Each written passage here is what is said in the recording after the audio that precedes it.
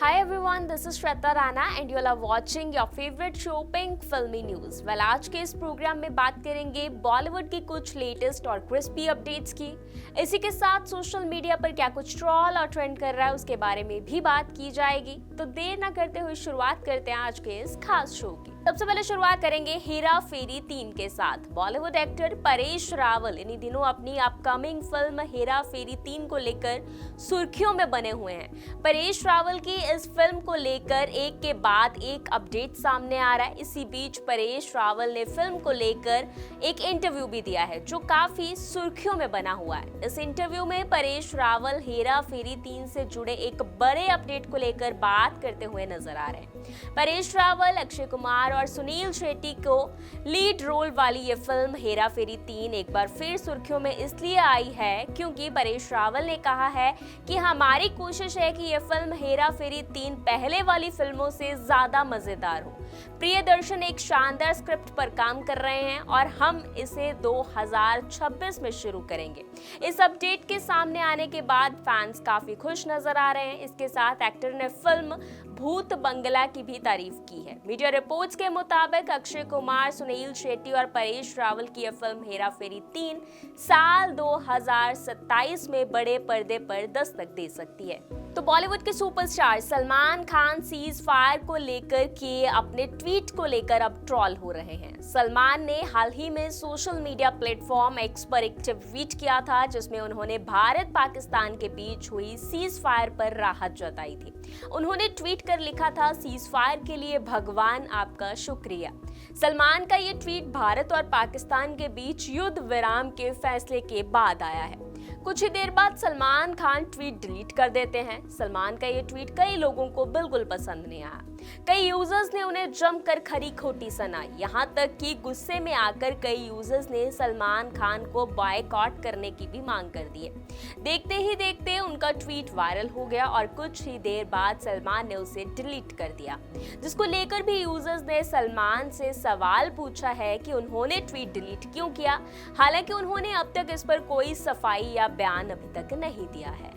भारतीय सेना ने ऑपरेशन सिंदूर के जरिए पहलगाम हमले का बदला लिया। इसको लेकर कई भारतीय कलाकारों ने सेना की तारीफ करते हुए इसे गौरवान्वित करने वाला क्षण बताया। इसी कड़ी में बॉलीवुड स्टार संजय दत्त ने आतंकवाद के खिलाफ देश की लड़ाई के लिए अपना अटूट समर्थन जाहिर किया है और भारतीय सशस्त्र बलों की बहादुरी की दिल खोलकर तारीफ की है। संजय दत्त ने अपने करियर में एक से बढ़कर एक फिल्म में काम किया। इंडस्ट्री में अपने काम के जरिए उन्होंने पहचान भी बनाई है।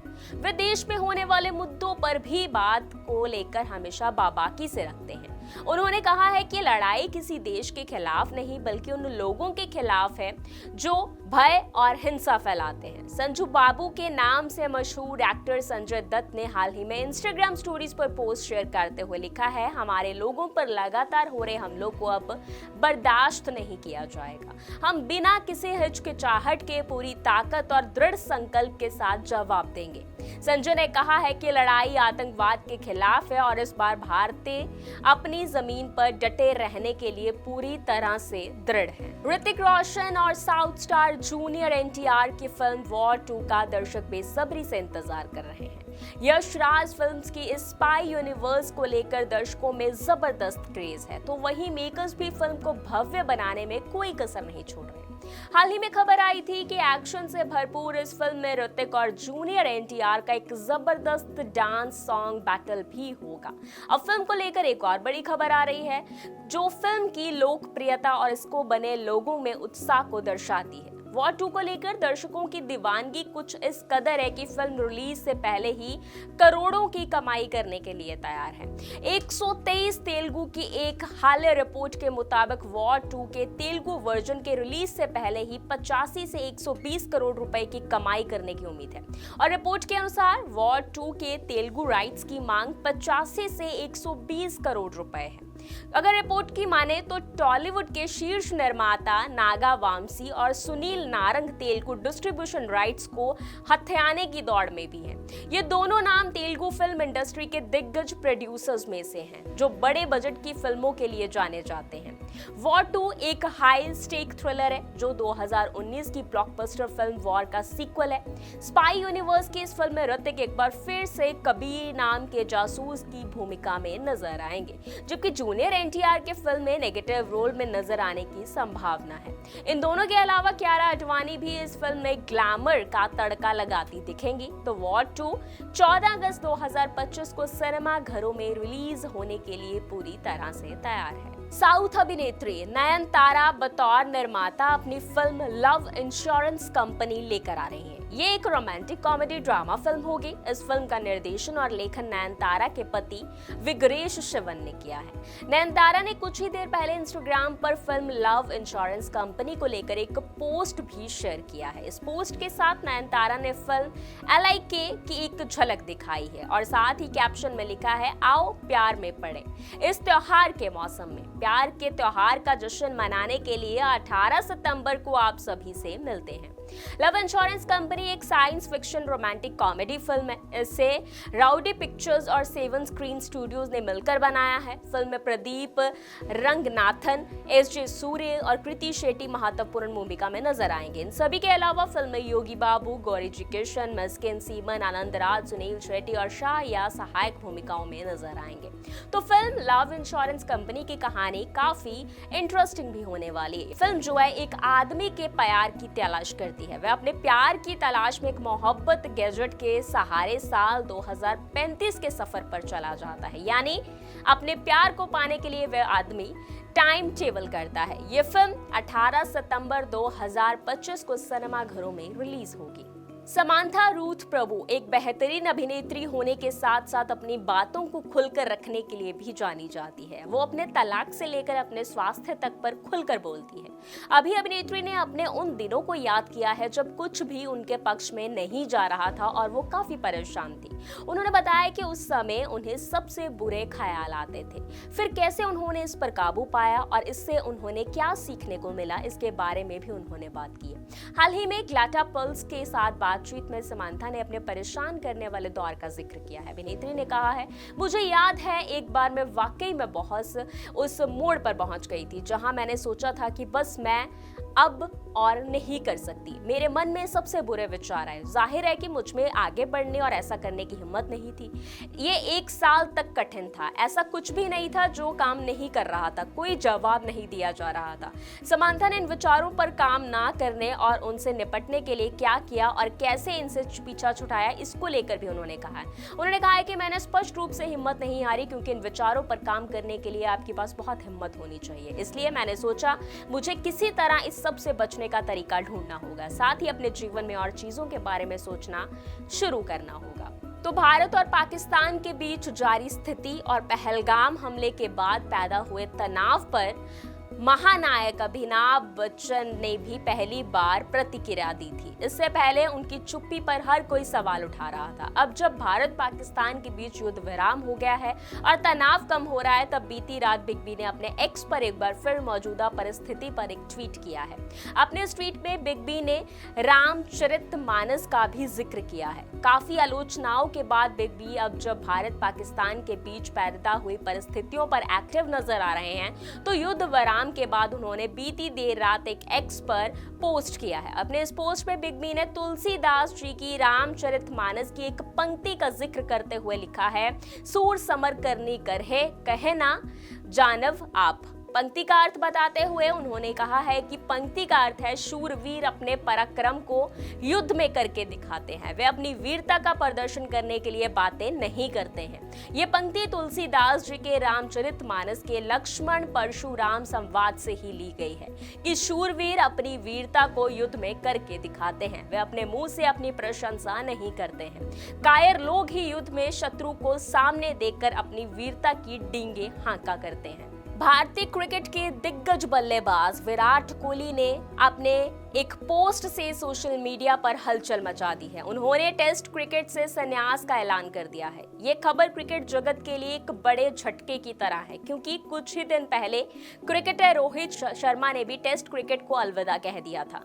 विराट कोहली ने अपने 14 साल के टेस्ट करियर का अंत एक इंस्टाग्राम पोस्ट के जरिए किया है, जिसमें उन्होंने बताया है कि ये फैसला लेना उनके लिए कितना मुश्किल हो रहा है। उन्होंने अपने फैंस और बीसीसीआई का आधार जताया है, और उधर ही विराट कोहली को लेकर लगातार अफवाहें भी उड़ रही थी कि वह टेस्ट क्रिकेट से संन्यास लेने जा रहे हैं। आखिरकार उन्होंने लंबे चौड़े नोट के साथ इन अफवाहों को सच साबित कर दिया। इस अनाउंसमेंट के तुरंत बाद क्रिकेटर विराट कोहली अपनी पत्नी अनुष्का शर्मा के साथ स्पॉट हुए, जिसकी झलकियां सामने आई हैं।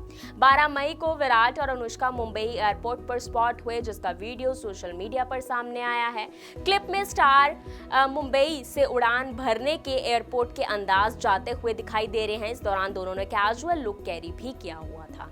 तो 2023 में शाहरुख खान ने 5 साल बाद बड़े पर्दे पर कमबैक किया और आते ही बॉक्स ऑफिस के पठान बन गए। यशराज फिल्म्स के बैनर तले बनी स्पाई थ्रिलर पठान अब तक की हाईएस्ट ग्रॉसिंग फिल्मों में से एक है। अब 2 साल बाद फिल्म के सीक्वल पर भी बड़ा अपडेट आ गया है। पठान की रिलीज के बाद से ही पठान 2 को लेकर चर्चा तेज हो गई है। मेकर्स ने भी ऐलान कर दिया था कि वे पठान का सीक्वल बनाने जा रहे हैं, और अब 2 साल बाद एक ऐसा अपडेट सामने आया है जो फैंस का दिल खुश कर देगा। शाहरुख खान एक बार फिर देश के हित के लिए एजेंट बनकर बड़े पर्दे पर धमाल मचाने वाले हैं। इसका आगाज भी जल्द ही होने वाला है। जी बिल्कुल, मिड डे की हालिया रिपोर्ट के मुताबिक शाहरुख खान फिर से पठान बनने के लिए कमर कसने के लिए तैयार है। इस बार फिल्म की शूटिंग साउथ अमेरिका के चिली में होगी।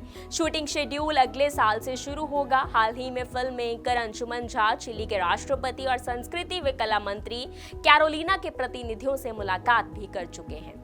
भारत ट्रिप के दौरान चिली के राष्ट्रपति ग्रेबियल बॉरिक फॉन्ट फिल्म निर्माताओं के इस प्रोजेक्ट के जरिए चिली की सुंदरता को उजागर करने की संभावनाओं पर चर्चा करने के लिए मुंबई भी आए थे।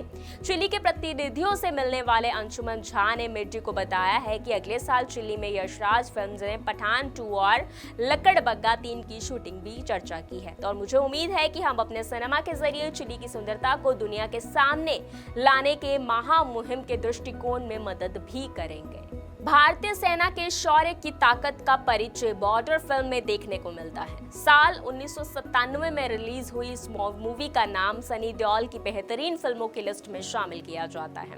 इन दिनों इसके सीक्वल की चर्चा बॉलीवुड के गलियारों में चल रही है। हाल ही में अपडेट सामने आया है कि इसमें वरुण धवन की एंट्री भी होगी, लेकिन मेकर्स ने फिल्म से इनके किरदार का खुलासा नहीं किया है। खैर, अब इनके रोल की जानकारी सामने आ चुकी है। बॉलीवुड के चर्चित यंग एक्टर वरुण धवन का शेड्यूल काफी बिजी है। इन दिनों वे कई अपकमिंग प्रोजेक्ट्स पर एक साथ काम कर रहे हैं। इस लिस्ट में बॉर्डर 2 का नाम भी शामिल है।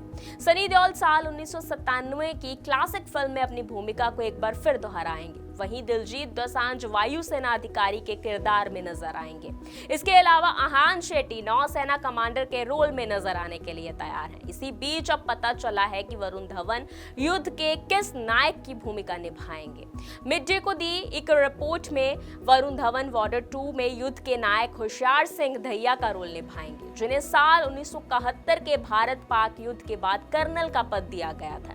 वीरता के लिए उन्हें परमवीर चक्र से सम्मानित भी किया जा चुका है। तो युद्ध विराम से पहले भारत पाकिस्तान के बीच पैदा हुए तनाव और युद्ध की परिस्थिति के चलते इस हफ्ते कोई फिल्म सिनेमा घरों में रिलीज नहीं हुई, जिसका फायदा पिछले हफ्ते रिलीज हुई अजय देवगन की फिल्म रेड 2 को मिला।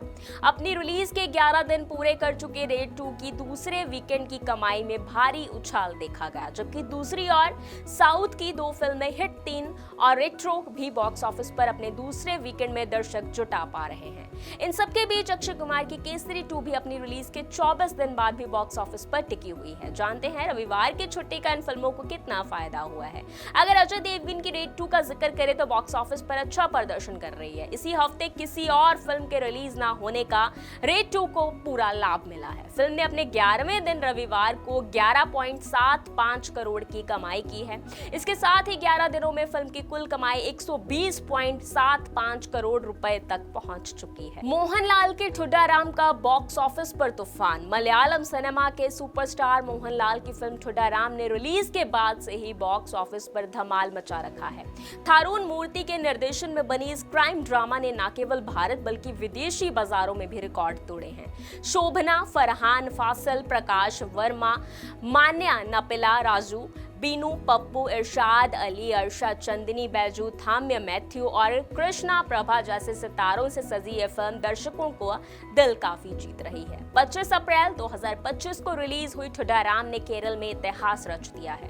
फिल्म ने केरल बॉक्स ऑफिस पर 89 करोड़ रुपए की कमाई कर अब तक की सबसे ज्यादा कमाई करने वाली फिल्म का खिताब हासिल किया है। भारत में इसने 98 करोड़ रुपए का कलेक्शन किया है, जबकि वैश्विक स्तर पर यानी वर्ल्ड वाइड 195 करोड़ की शानदार कमाई की है। यह मलयालम सिनेमा की तीसरी सबसे बड़ी फिल्म बन चुकी है, जो 2025 की L2, एम्पुरान और 2024 की मंजूमेल बॉयज के बाद आती है। पहले दिन विदेशों में $1.25 मिलियन की कमाई के साथ ये मलयालम सिनेमा की चौथी सबसे बड़ी ओपनर हो चुकी है। पिंक फिल्मी न्यूज में सिर्फ इतना ही। फिर मिलेंगे कुछ ताजा अपडेट्स के साथ, तब तक के लिए मुझे दीजिए इजाजत।